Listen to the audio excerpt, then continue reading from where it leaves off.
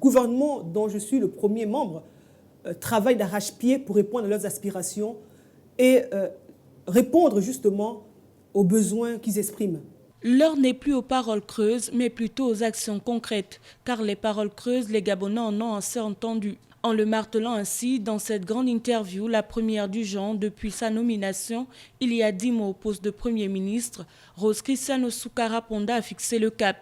Le cap de la mise en œuvre des réformes et donc de la matérialisation des promesses et autres annonces qui souffrent souvent d'un défaut de mise, du défaut de la concrétisation. Il y va de la crédibilité de la parole publique aux yeux de certains citoyens qui n'y croient plus ou qui doutent encore. Nous demandons à notre cher président Ali Bongo Ondimba de faire des efforts.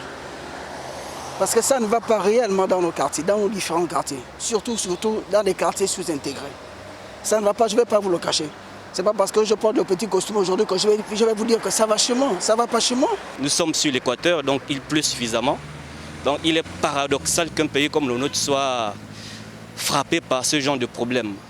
Donc nous comptons sur le Premier ministre. Nous avons confiance en elle. Nous voulons voir juste la concrétisation des choses, entre la parole et puis associée aux actes.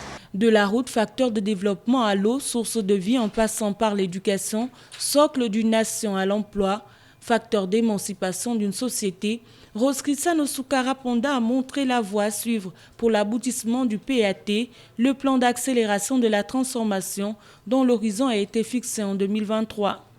Et toutes les administrations, ou presque, sont désormais en branle pour l'aboutissement de ce projet qui devrait transformer le visage du Gabon. Mais pourra-t-on en tout réalisme tenir les détails en seulement 3 ans, entre le temps des réformes et leur mise en œuvre?